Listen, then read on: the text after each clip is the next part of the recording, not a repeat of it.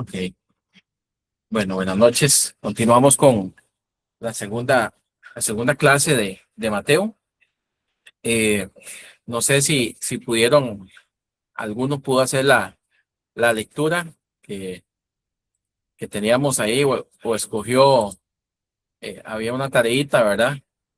Que tenía que ver con escoger uno de los 5 discursos. Vamos a ver, no sé si alguien pudo hacerla, pudo leerlo. Levante la manita, abra el micrófono y nos cuente cómo le fue. Keiler, bien, Keiler. Keiler, y cuéntenos cuál discurso, después de Keiler va Sebas, ¿cuál discurso fue el que escogiste? Habían como 3 preguntas que venían ahí. Cuéntenos. Perito, Sí, y señor.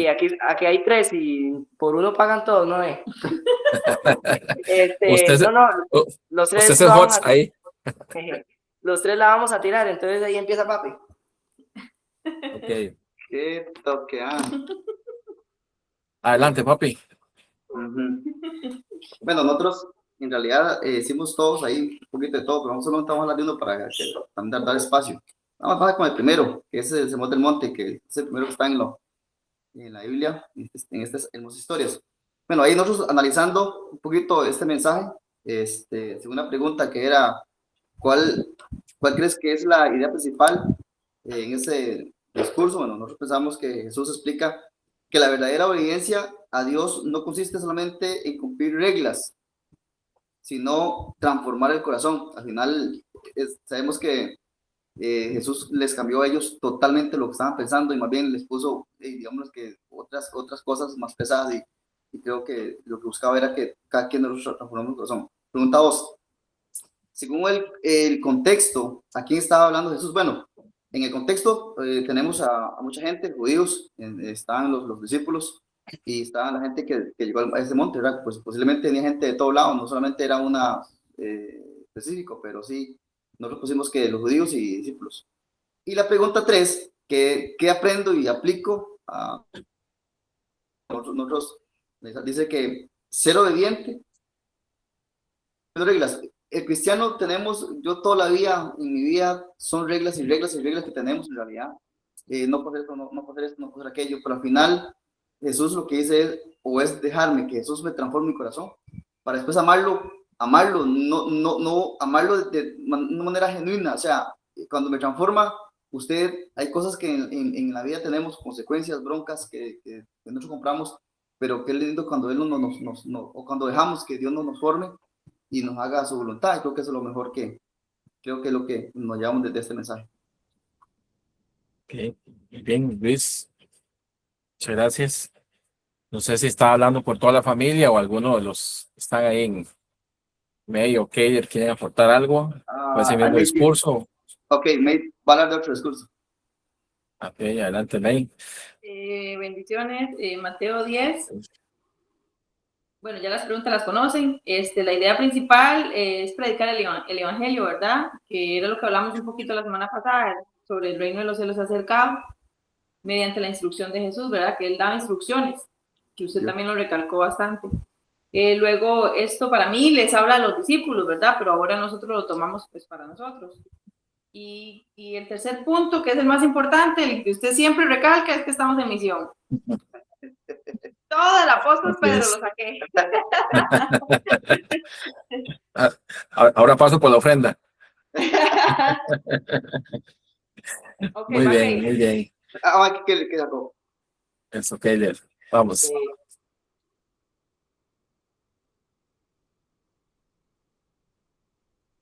El discurso de la comunidad. Bien. De la comunidad. Bueno, ¿Dónde estaba ¿cuál ese es discurso? cuál Papi, pienso yo? Mateo. Perdón. ¿Dónde estaba? ¿Mateo qué? Mateo 18. Eso. ¿Cuál creo que es la idea principal? Bueno, la idea principal es que Jesús nos enseña a cómo debemos de tratar a las demás personas. Nos habla de ser humildes también, ayuda a quienes lo necesitan. Y para resolver los problemas es mejor hablando y sobre todo aprender a perdonar. ¿A quién le está hablando Jesús? Y Jesús principalmente le estaba hablando a los discípulos. Ellos le hicieron una pregunta sobre quién era el más importante del reino de los cielos. Y Jesús aprovechó para enseñarles cómo deberían comportarse con los demás.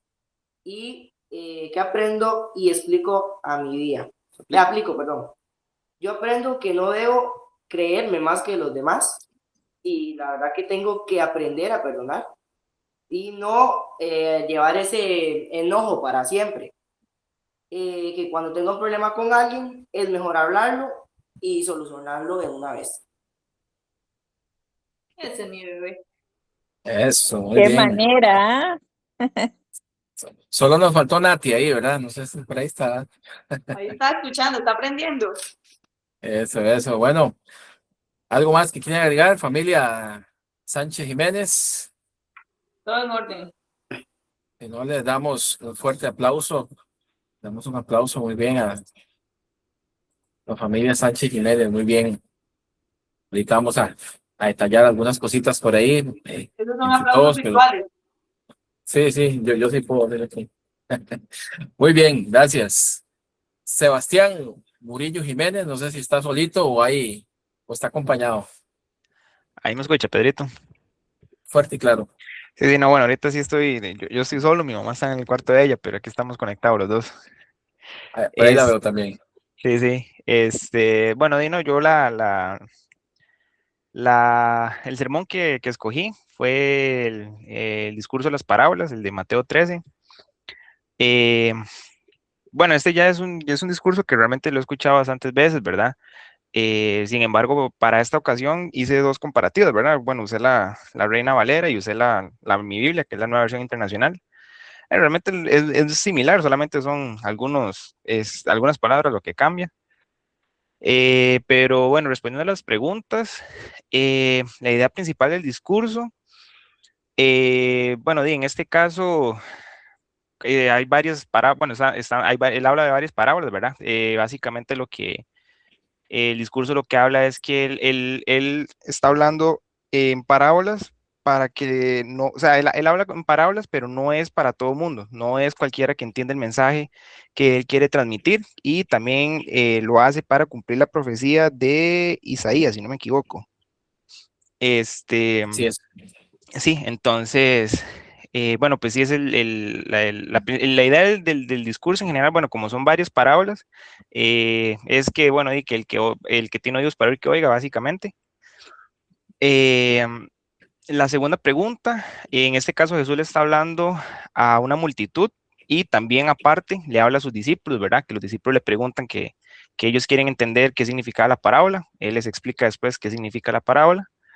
Y lo aprendido, realmente desde la primera parábola, cuando él habla del sembrador, eh, bueno, y realmente el sembrador lo que representa es la palabra de Dios, ¿verdad? Que tal y como lo dice en el texto, no es cualquiera el que la escucha, muchos escuchan y se hacen los sordos. Hay otros que inician bien sus obras, inician como por motivación, se podría decir, y ante dificultades o adversidades se echan para atrás, mientras que otros siempre permanecen firmes, escuchan y hacen la voluntad del Padre. Bueno, y también de lo que entendí, las parábolas al final son una manera de enseñar, incluso para hoy. Eh, si bien habló en ese momento Jesús para su época y para sus discípulos, hoy en día lo podemos seguir estudiando. Y es muy interesante cómo las parábolas a uno pues, le llenan el espíritu, básicamente. O sea, usted cuando lee las parábolas, cuando usted lee la Biblia, usted de una vez siente que o sea, no le está hablando a la carne, sino al espíritu. Y va más allá del entendimiento humano. Bien. Eso sería. Bueno, muy bien. Un aplauso allá. Sebas, buen trabajo, Sebas. Muy bien. ¿Alguien más quiera Oye, compartir ahí, algo? Eso, Andresito. bueno, buenas noches a todos. Ahí, yo, pues, escogí el mismo de Sebas, Mateo 13, ¿verdad? Las parábolas, nada más para aportar algo más, ¿verdad? De todo lo que él comentó, ¿verdad? Pues, está muy bien. Yo creo que la idea principal, según lo que estudié, lo que repasé ahí, ¿verdad? Es es Jesús, es revelando, ¿verdad? El reino de Dios por medio de las parábolas, ¿verdad? Como lo decía Sebas, también estaba citando, ¿verdad? El libro de Isaías, que en aquel momento, pues, estaba pasando, en esta época de Jesús, pasó lo mismo, ¿verdad? En aquel entonces con Isaías y el pueblo de Israel, ¿verdad? Que muchos ya se habían endurecido sus corazones y pues Dios les habla en parábolas para que la gente no pudiera entender, ¿verdad? Y más bien no los tuviera que perdonar, que era lo que decía el libro de Isaías, ¿verdad? Entonces es como una contraseña que Dios les está diciendo, ¿verdad? A sus discípulos, porque para mí les está hablando a los discípulos. Aunque había mucha gente, ¿verdad? Dice que empieza con la primera parábola donde Dios va y sube en la barca y se sienta, ¿verdad? Y comienza, a hablar. Él pues está hablando como en código, ¿verdad? Los discípulos, porque mucha gente solo lo buscaba o lo seguían por la comida, por lo material, ¿verdad? Y no por lo espiritual. Entonces, yo pienso que es eso, ¿verdad? La idea central es revelar el reino de Dios en la tierra, pero no era revelárselo a todos, sino a las personas que están realmente dispuestas, pues, a recibirlo, ¿verdad?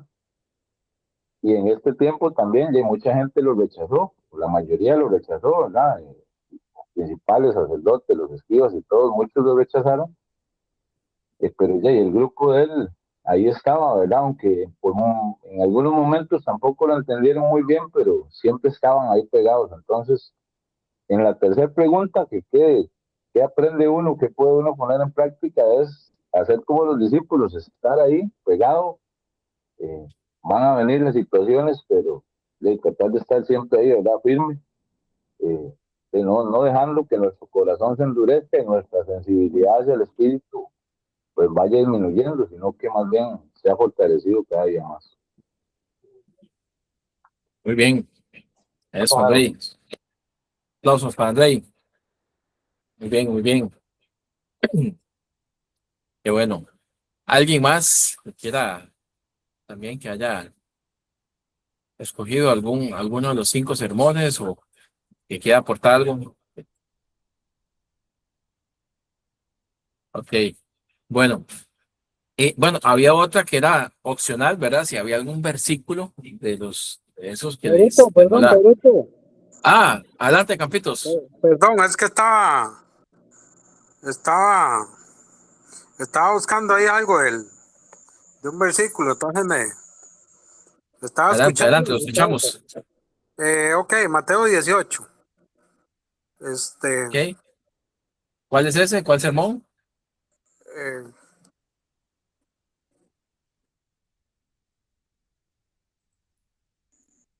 espera que El estoy de aquí. la... Bueno, De la tiene... comunidad.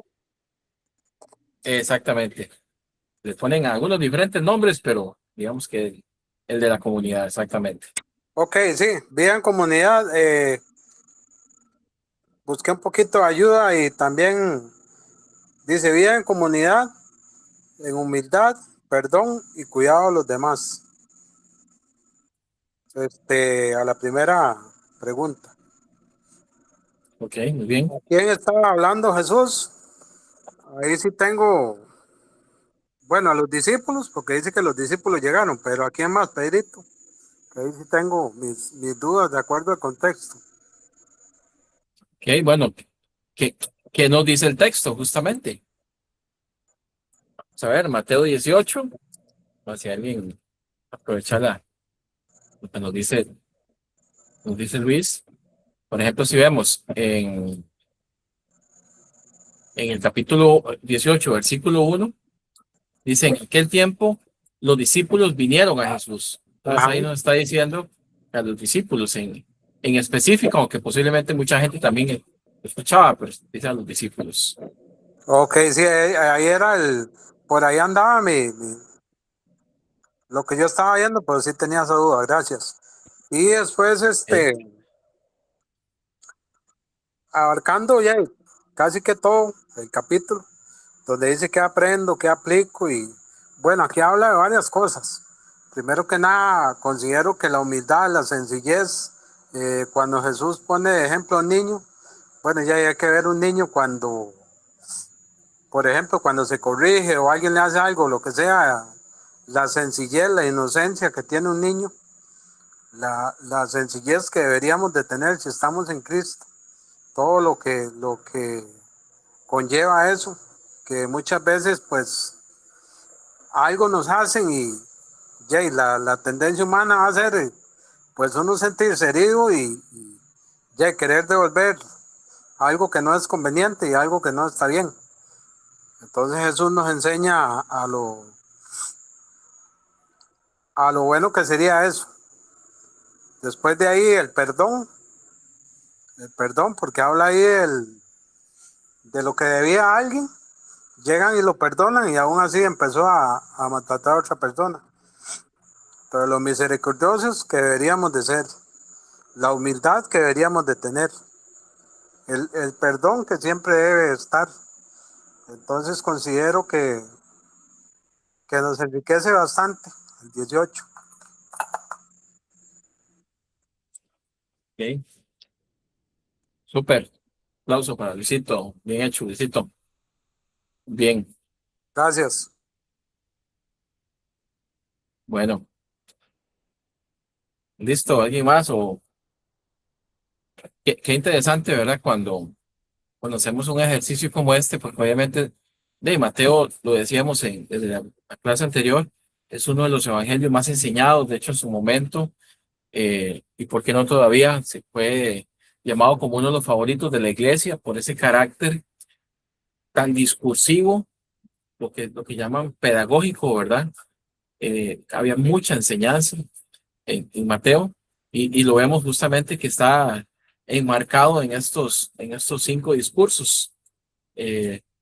Vamos a compartir un poquitito más sobre ellos, para que nos quede un poco más claro al respecto. Igual, si alguien quisiera aportar algo o tiene alguna duda, me interrumpe sin ningún problema. Ok, nada más un segundito para presentarles por aquí. Ok, Pedro, pregunta. adelante. Sí, Bueno, ahí, usted hizo una pregunta ahorita y de hecho de esos tres, de lo que analizamos aquí en la casa, encontramos unos textos, hay textos muy lindos en la Biblia, para hablar de un texto en específico, pero encontramos uno que analizamos y al final nos gustó mucho, quiero compartirlo, sí, rapidito. Y sí, adelante, adelante. y es referente a las parábolas. En realidad, en el 13:10 está hablando de Jesús, de lo que hablaba nuestros hermanos ahorita de este texto, pero yo analizo que, digamos, Jesús le hablaba a ellos en parábolas, pero ni aún así los discípulos entendían. Después tenía que explicarles por aparte para que entendieran. Entonces, y dice que eso es para que se cumpla lo hecho por la profecía, ¿verdad? Pero en el 16 hay 2 textos que ahí aterrizo. Dice: pero bienaventurados vosotros, vuestros ojos, porque ven, y vuestros oídos, porque oyen. Porque de cierto os digo que muchos profetas y justos desearon ver lo que veis y no lo vieron, y oír lo que oís y no lo oyeron. Entonces, ahí en nosotros, a través de la Biblia, somos unos bienaventurados hoy día, porque en realidad que a través del Espíritu Santo nos es revelado la palabra de Dios, y es tan así que, digamos, creemos en una palabra que está escrita, y la creemos y la profesamos y la practicamos.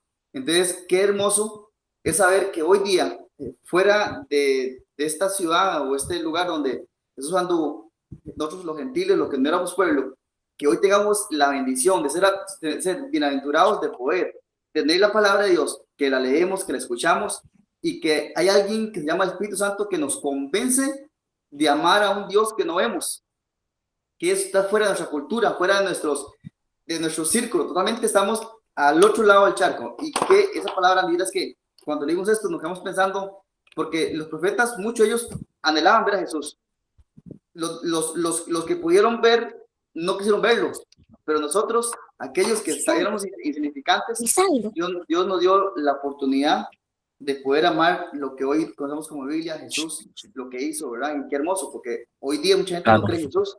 Entonces ese texto nos aterrizó y nos analizamos tan bonito y creo que hay muchos hermosos, pero esos creo que al final somos tan privilegiados y eso de la verdad que no tiene precio.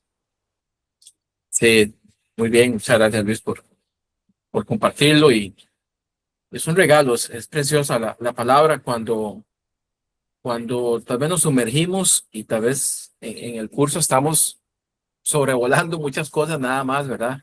Pero cuando sacamos ese espacio, por eso la invitación siempre a estudiar y una herramienta es el método PENTA, ¿verdad?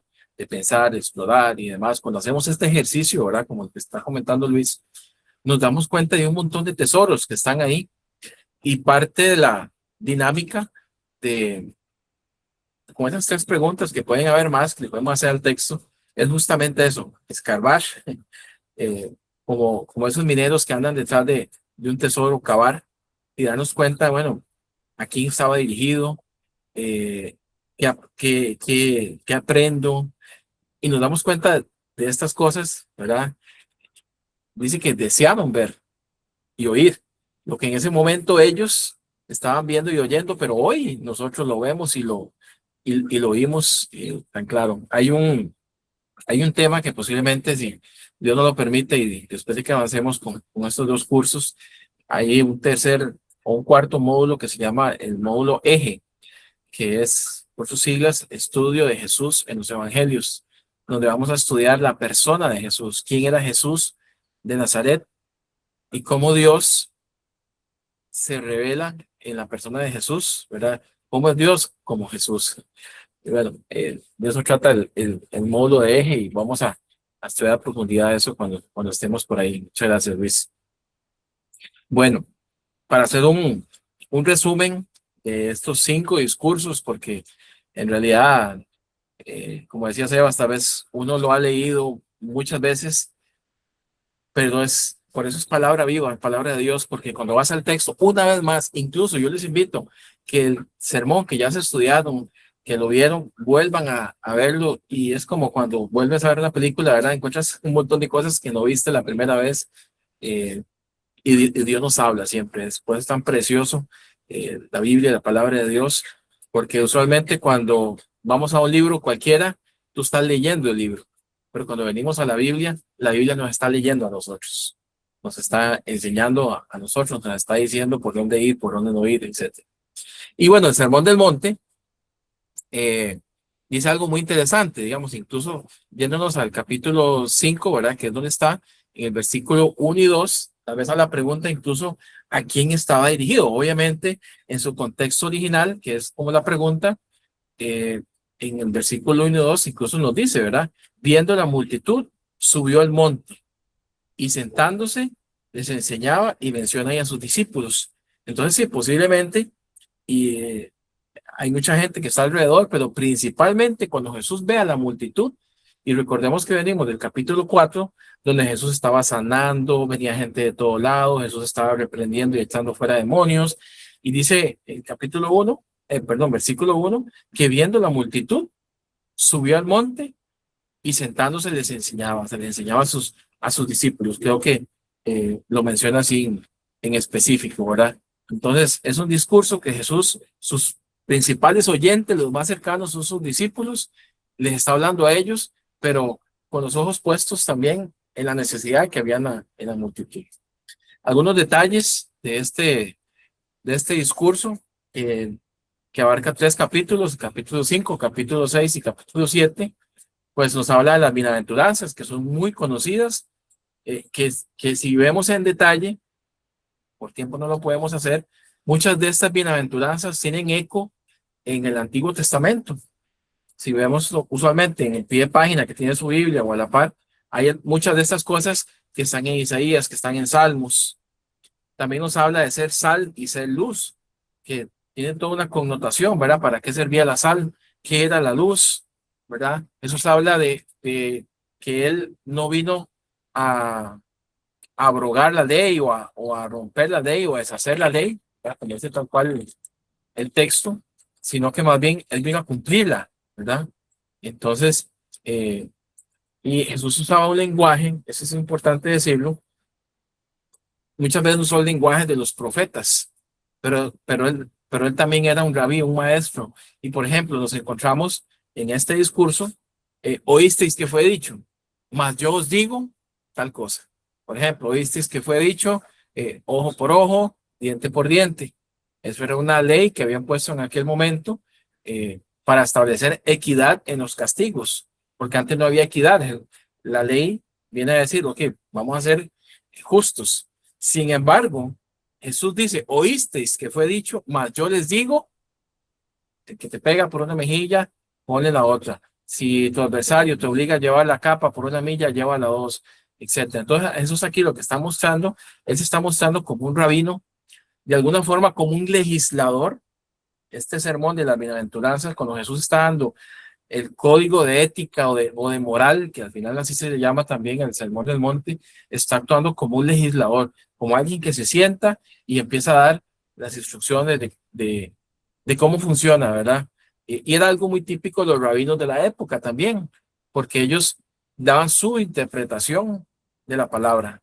Y Jesús aquí lo que está diciendo es que él vino a cumplir la palabra. Nos habla del amor a los enemigos, de la oración, el ayuno y la confianza, y cierra hacia el capítulo 7, después de que con todo ese discurso, hay algo muy bonito que dice en el capítulo 7, hacia el final, y pone esta comparación o esta parábola de los dos cimientos. ¿A qué compararé? Dice Jesús. Al que, al que oye y las pone en práctica, los compararé, ¿verdad? Y hace la enseñanza, igual al que no, al que lo oye y no lo pone en práctica, ¿verdad? Que vinieron los vientos, la tempestad y fue grande su ruina. Y el que lo pone en práctica, a pesar de que vienen vientos, vienen tempestades, pues permanece firme. Y al final del capítulo 7, la gente dice, quién es este que habla con tanta autoridad? Entonces, es interesante en este primer sermón de Jesús que habla de la ética del reino de Dios. Después va a hablar del reino de Dios, pero aquí habla de cómo debemos comportarnos en ese reino. Hay un segmento muy interesante, sobre todo en el capítulo 6, donde encontramos, por ejemplo, que habla sobre el ayuno, sobre la oración y sobre el dar, sobre la limosna. Y quiero enfatizarlo porque para los judíos y sobre todo los líderes religiosos y demás, la vida espiritual o la evidencia de la vida espiritual radicaba en, por ejemplo, en la oración, era gente de oración. Pero Jesús aquí viene a poner un contrapeso porque dice que no sean como los hipócritas que aman orar de pie en las esquinas para que la gente los vea, ¿verdad? Jesús, aquí es donde nace la oración del Padre Nuestro. Pero ustedes no lo hagan así, Jesús dice. Tú, ve a tu cuarto, cierra la puerta y ora a tu Padre, que te ve en lo secreto, y ahí empieza la oración del Padre Nuestro. Entonces vea la contraparte. No es una oración para que los demás se vean. La verdadera espiritualidad, según el orden de Jesús, es una oración íntima también, ¿verdad? Obviamente hay oraciones comunitarias, pero en este caso era para aparentar. Igual con el ayuno. Ellos ponían su rostro triste, se echaban ceniza encima para que todo el mundo viera que estaban ayunando. Jesús viene y dice, ustedes no lo van a hacer así. Cuando estén en ayuno, más bien perfúmense y demás, porque no es para los demás, es para Dios. Igual, por ejemplo, con el tema de la limosna, ¿verdad? Era muy dado que los que querían aparentar una gran espiritualidad daban esas limosnas o esas ofrendas para que todo el mundo viera. Jesús aquí es donde dice que lo que haga tu mano derecha no sepa tu mano izquierda. Entonces es una contracultura de la que nos habla aquí la ética del reino. Y si pues detallamos más el tema de la bienaventuranza, ¿verdad? Es totalmente contrario, porque dice, felices los que lloran o bienaventurados los que lloran. ¿Por qué? Porque van a recibir consolación. Y así con cada una de ellas. Entonces, este primer discurso nos habla de la ética del reino, de cómo debemos de comportarnos los que seguimos a Jesús, ¿verdad? Bueno, vaya a pasar un poquito y nos habla más de una fe práctica, ¿verdad? No, de cómo debemos de vivir. El segundo sermón, que es el de la misión, se llama así el de la misión. Recuerden que empieza en el capítulo 10, pero desde el capítulo 9, lo vimos en la clase anterior, en el versículo 37, Jesús dice, a la verdad la mies es mucha, mas los obreros son pocos. Rogad al Señor de la mies para que envíe más obreros a esta misión. Y aquí nace este sermón de Jesús, el sermón de la misión. Es el segundo discurso y es el discurso de los llamados y los enviados. El mensaje, el reino de los cielos se ha acercado. ¿Por qué es necesario la misión? Porque estamos justamente en el reino de los cielos. Jesús se ha acercado y es necesario que haya esta misión. La misión incluye palabra, encontramos mandamientos de Jesús ahí, cómo los envía y acción. Y hay algo muy bonito que creo que por ahí, no sé si fue Sebastián o creo que fue Keyle, ¿verdad? Los dos, o los que escogieron que hablaba de esto, dar de gracia lo que de gracia recibimos. Yo siempre digo que parte de nuestro trabajo, nuestra misión, en respuesta a la gracia que hemos recibido, a ese regalo inmerecido, es el agradecimiento. Esa es la respuesta a la gracia. Y lo que hacemos es en agradecimiento, no para ganar el favor de Dios, sino porque ya tenemos el favor de Dios. Jesús advierte que la misión no será fácil. Vamos en todo el texto, ¿verdad? Que los van a perseguir, que no lleven dos ropas, dos túnicas, etcétera, ¿verdad? Habla de que los van a rechazar. Les dice que si entramos a una ciudad o si entran a una ciudad y los rechazan, sacudan el polvo de los pies. Y esto, si usted lo conecta y posiblemente trae algunos pie de página o algunas referencias cruzadas al libro de los Hechos, es lo que pasa en el libro de los Hechos también. Entonces Jesús está anticipando mucho de lo que después veremos en el libro de los Hechos, pero al final les habla también de esa dependencia y esa valentía y esa fidelidad hacia Dios, que no temamos, ¿verdad? Y ahí pues es donde Jesús les da estas instrucciones principales. El otro discurso, que es en el capítulo 13, que es el discurso, le llamamos de las parábolas del reino, y sí, justamente la idea central es exponer cómo es el reino de Dios. Nos encontramos en este discurso en muchas partes donde dice el reino de los cielos es semejante a. Entonces, y ahí nos encontramos todas estas parábolas, ¿verdad? Jesús lo encontramos sentado en una postura de maestro. Ahora vamos a ver hacia el final cómo estos 5 discursos conectan con la última parte de Mateo 28, la gran comisión. Vamos a ver cómo conectan, porque algunos dicen que y que parte del interés de Mateo es presentar a Jesús como el nuevo y mejor Moisés, ¿verdad? Que era como el referente para los israelitas, y estos 5 discursos empatan de alguna forma con los 5 primeros libros de la Biblia, ¿verdad? El Pentateuco o la Torá, perdón, que era la ley para el pueblo hebreo. Y bueno, aquí también Mateo solo quiere decir, estas palabras de Jesús es nuestra referencia. Hay parábolas, sobre el sembrador, la levadura, la red. Hay detonantes culturales que revelan cómo es el reino. Por ejemplo, vemos que es como una semilla. ¿Y cómo es una semilla? Nos invita a pensar más allá de tal vez de lo que estamos viendo, sino que tal vez algún estudiado, algún erudito llegaba en ese momento y decía, ¿qué está hablando de esto? Está hablando de semillas, está hablando de levaduras, está hablando de red, y se iba.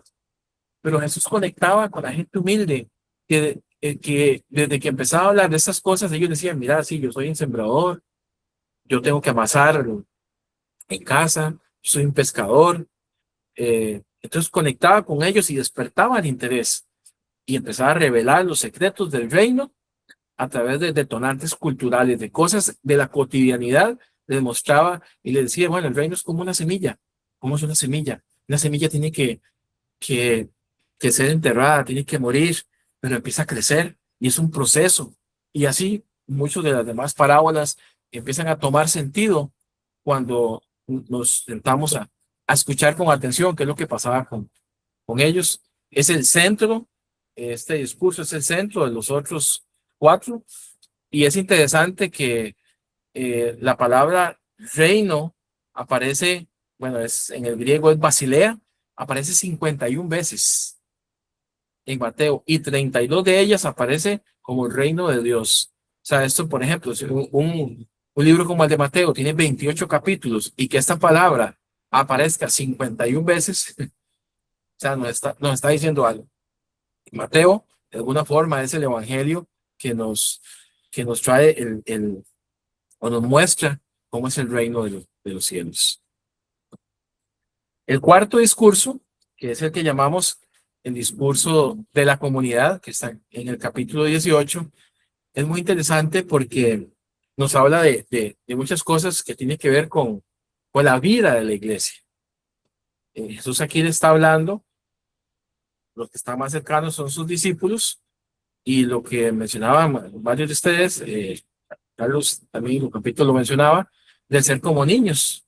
Y vea qué interesante, a mí me gusta imaginarme este discurso de Jesús, tal como Jesús lo presenta, dice, tomó un niño y lo puso en medio. O sea, Jesús empieza a hablar este discurso con un niño en medio, lo pone de ejemplo. Y habla de que tenemos que ser como niños, que tenemos que cuidar a los más pequeños, ya sea a los niños, pero también a los más pequeños en la fe. No hacer tropezar a alguien, es la vida de la comunidad de la iglesia. En medio de este discurso aparece también el ejemplo, la parábola de la oveja perdida. Nos habla del perdón y la restauración. Aquí es cuando Pedro hace esta pregunta en el versículo 21 y 22, y Jesús le responde. Bueno, Pedro pregunta, diciendo, bueno, Señor, ¿hasta cuándo debo perdonar? Y Pedro, posiblemente creyéndose muy espiritual, dice, hasta 7 veces. Y Jesús le da vuelta a una tradición antigua que hablaba lo que era uno de los hijos de Caín, si mal no recuerdo, o a Caín, más bien justamente a Caín, que el que matara a Caín iba a ser maldecido 7 veces, ¿verdad? Jesús aquí más bien da vuelta a eso y habla en lugar de la maldición, habla del perdón. Y dice, no te digo hasta 7, sino hasta 70 veces 7, ¿verdad? Que más allá del número matemático, lo que representa es infinidad de veces, ¿verdad? Porque el 7 es el número perfecto, el número de Dios. Entonces, ¿hasta cuándo? Las veces que sean, ¿verdad? Y pues es eso, es una comunidad del perdón. Aquí en este discurso nos encontramos a un Jesús diciendo que la iglesia, y bueno, aparte de que aquí lo mencioné en la clase pasada, es donde aparece 3 veces, bueno, 2 veces en este discurso, uno en Mateo 16, la palabra iglesia. Es el único evangelio y la única parte donde aparece la palabra iglesia en los evangelios, ¿verdad? En las cartas y en hechos aparece muchas veces, pero aquí lo que nos está diciendo es que la iglesia es la comunidad del perdón. Es el común denominador. ¿Por qué? Y nos lo dice también en la oración del Padre Nuestro, ¿verdad? Hemos sido perdonados por Dios. Así tenemos que perdonar nosotros también. El objetivo de este discurso no es solamente disciplinario, sino restaurativo. Es rescatar al hermano. Nos da como el ABC cuando alguien peca contra ti, ¿verdad? Dice, lo primero que tienes que hacer es habla con él. Si no escucha, tráelo con un testigo. Si no escucha, con 2 testigos. Si no, llévalo a la iglesia. Y si aún así no, entonces trátalo como un gentil o como un publicano o como un recaudador de impuestos. O sea, lo devuelve a su condición fuera de la iglesia, pero entonces, ¿qué es lo que hay que hacer con los perdidos? Y de rescatarlos. Entonces, es un discurso que lo que busca es restaurar, no solamente disciplinar, sino rescatar al hermano. Y bueno, el último discurso, que es el del final de los tiempos, que nadie lo escogió, yo creo. Sí, ¿no? Creo que nadie lo escogió. Es el discurso que llamamos el escatológico. Me gusta el versículo, por ahí lo puse abajo, al pie de la diapositiva, está pequeñito ahí, no sé si lo pueden ver, en el 24:35, que dice que el cielo y la tierra pasarán, o sea, todo lo que vemos pasará, pero las palabras de Jesús no van a pasar. Eso es un sello de garantía de que lo que Jesús está diciendo se va a cumplir en su tiempo, en su momento, y estamos viendo el cumplimiento de muchas de estas cosas, ¿verdad? Es más que un discurso de miedo que a la gente cuando le hablan de escatología, por eso se llama discurso escatológico. La palabra escatología lo que quiere decir es los últimos tiempos, ¿verdad? El estudio de los últimos tiempos. Y más que eso es una mirada de esperanza. Jesús viene hablando aquí de la venida del Hijo del Hombre, de su regreso. Nos muestra, por ejemplo, encontramos en el capítulo 25 parábolas como la de las 10 vírgenes, que nos dice que esta comunidad es la comunidad de espera, que tenemos que estar apercibidos, que tenemos que estar no como recuerden, habían 5 sensatas y 5 insensatas. Las sensatas, a pesar de que estaban cansadas, a pesar de que tenían sueño, tenían su lámpara con aceite. Las otras se durmieron y no estuvieron atentas y se lo perdieron. Entonces, está hablando a los discípulos. Si nos vamos al inicio del capítulo 24, dice que estaban en el monte, primero estaban viendo el templo y ellos maravillados, Señor, mira el templo. Y Jesús les dice, no se maravillen de esto, y ya les dice lo que va a pasar con el templo, que va a ser destruido, no va a quedar piedra sobre piedra, etcétera. Entonces ellos después, cuando van al monte de los olivos, le preguntan, Señor, ¿cuándo va a acontecer esto? Los discípulos, la gente más cercana a Jesús, y Jesús les da este discurso que encontramos ahí en el capítulo 24 y 25. Les habla de la parábola de los talentos, que muchas veces las personas, he escuchado muchos predicadores que utilizan la palabra talento literal, como un talento, como una habilidad. Bueno, usted le puede dar una aplicación así, pero en el contexto no está hablando de eso, está hablando, los talentos era una medida, eran monedas, reflejaba, sí, capacidad, pero también responsabilidades. La multiplicación de esos talentos, que en ese caso era dinero. También hay otra parábola que habla de propiedades, lo que habla de una fidelidad activa, o sea, de multiplicar lo que Dios me ha dado. Así muestro mi fidelidad hacia el Señor.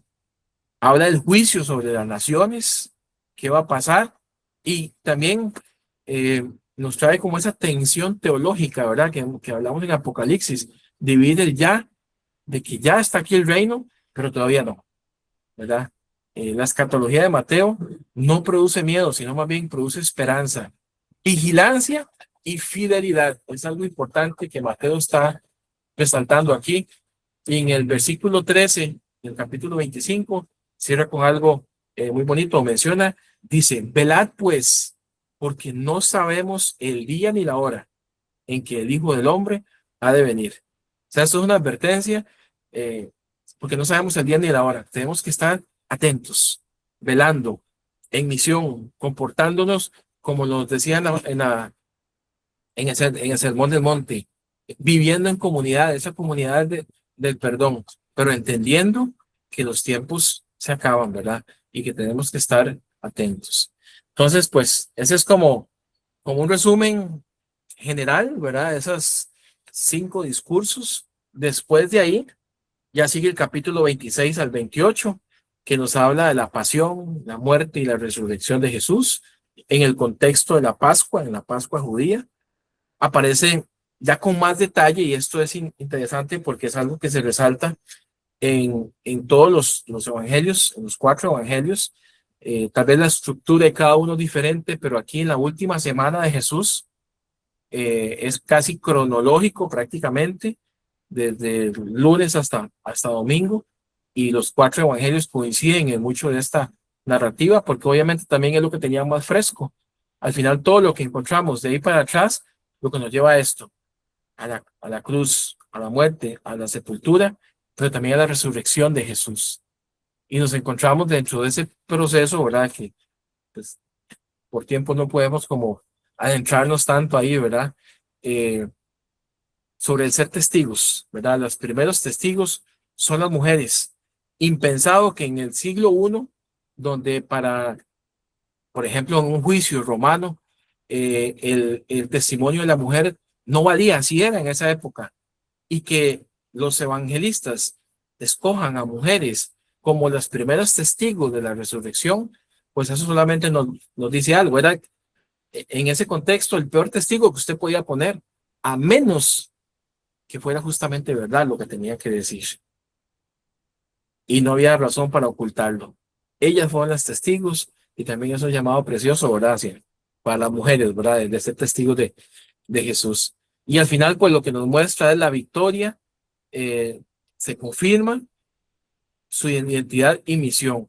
¿Por qué? Porque todo lo que Jesús dijo que iba a morir, que iba a sufrir, que iba a resucitar, y todo lo que él dijo, lo cumplió. Entonces, quisiera que cerráramos esta parte con la gran comisión que está en Mateo 26, Mateo 28, no sé, quiero pedirle si alguien me puede leer Mateo 26, 28, perdón, del 16 al 20 y lo vamos a desmenuzar un poquitito aquí con lo que está en la pantalla. Si alguien me lo puede leer. Mateo 28, del 16 al 20. Voy ahí. Adelante, Rey. Dice así, la gran comisión. Dice, pero los 11 discípulos se fueron a Galilea, al monte donde Jesús les había ordenado. Y cuando le vieron, le adoraron, pero algunos dudaban. Y Jesús se acercó y les habló diciendo, toda potestad me es dada en el cielo y en la tierra. Por tanto, id y hacer discípulos a todas las naciones, bautizándolos en el nombre del Padre y del Hijo y del Espíritu Santo, enseñándoles que guarden todas las cosas que os he mandado, y he aquí, yo estoy con vosotros todos los días hasta el fin del mundo. Amén. Amén.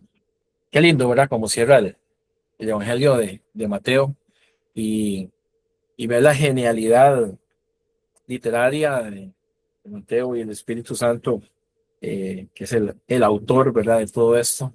Como en estas últimas palabras de Jesús con las que Mateo cierra su libro, es como un resumen de los 5 discursos, ¿verdad? Recuerden que en medio de cada discurso había acción de Jesús. Entonces, todo lo que Jesús decía, ya lo había hecho. Cuando les da el discurso de que bienaventurados los pobres y esto es porque ya había sanado a los pobres, a los enfermos, etcétera, ¿verdad? Y así cada discurso lo podemos ver. Recuerden el esquemita que les compartí para que pueda servir como guía. Y podemos ver aquí lo que vemos en la diapositiva, por ejemplo, dice que toda potestad me es dada. ¿Cómo conecta con el sermón del monte? La autoridad de Jesús, ¿verdad? Jesús está en el sermón del monte con autoridad, está legislando la forma en que debemos de comportarnos, ¿verdad? Está emitiendo como ese juicio, ¿verdad? Y cómo debemos. Después dice, ir y hacer discípulos. Conecta con Mateo 10, la misión. Claro que sí, está resumiendo, ¿verdad? La misión que tenemos de ir a ser y de ser primero, pero también hacer. En la traducción original no dice ir y hacer, o en español sí, pero en el original la palabra que traduce esto dice, mientras van por el camino, hagan discípulos. Es un camino. El discipulado, la vida en Cristo, es un proceso, es un camino que en el cual Dios nos va acompañando, nos va guiando, donde muchas veces, a veces vamos a tener que devolvernos un poquito para seguir adelante, etcétera, pero mientras vamos por el camino, no perdamos de vista la misión. En el capítulo 13, aquí donde dice, bautizándoles, habla de ese reino, de esa comunidad, de cómo es el reino de los cielos, porque el bautismo lo que significaba era, ¿verdad? Recordemos que era, la palabra original es baptizo, que lo que significa es sumergirse, morir al reino anterior y emerger hacia el reino, ¿verdad? Hacia el nuevo reino, y les enseña cómo debe de ser, cómo es la comunidad del reino, y empieza con las señales, por ejemplo, el bautismo, que es una señal visible de la conversión de un cristiano pública, ¿verdad? En el capítulo 18 nos habla del discipulado, y ve aquí que les dice, toda potestad me da en los cielos, ¿verdad? Ir a ser discípulos, bautizándoles y enseñándoles que guarden todas las cosas. Discipulado, el tema del perdón, de cómo debemos comportarnos, ¿verdad? En esa comunidad que es la iglesia, la comunidad del perdón. Y ve al cierre, he aquí yo estoy con ustedes hasta el fin, yo estoy con ustedes todos los días hasta el fin. Es el discurso final, del discurso escatológico, ¿verdad? Que nos trae esa esperanza, ¿verdad? Que encontramos en el Señor. Y bueno, 6 acentos o 6 lamparitas que se encienden cuando, ya para terminar, cuando vemos el Evangelio de Mateo, nos habla número 1 del reino, nos trae enseñanza, nos dirige hacia la misión, nos habla de cómo debemos vivir en comunidad, nos trae esperanza, pero sobre todo nos envía hacia el discipulado, ¿verdad? Mateo 6:33, versículo muy conocido, pero muy poderoso, que dice: mas primeramente buscad el reino de Dios y su justicia, y todas las cosas serán añadidas. Y bueno, esto es el Evangelio de Mateo en forma de resumen, y la invitación abierta es a leerlo. Si usted se leyó el sermón 1, vuelva a leerlo y le hace el sermón 2 también, y así todos. Es un libro riquísimo, subraye, marque, hágalo suyo el texto.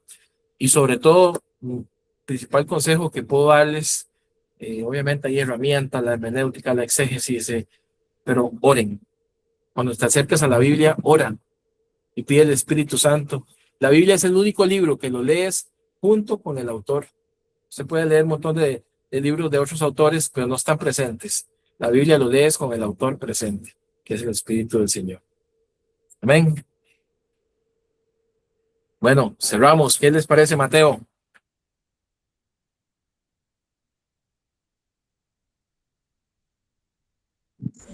Bueno, Bien, me quedo con eso que acaba de decir. Mucho con demasiado. bueno, Definitivamente. bueno, mis hermanos.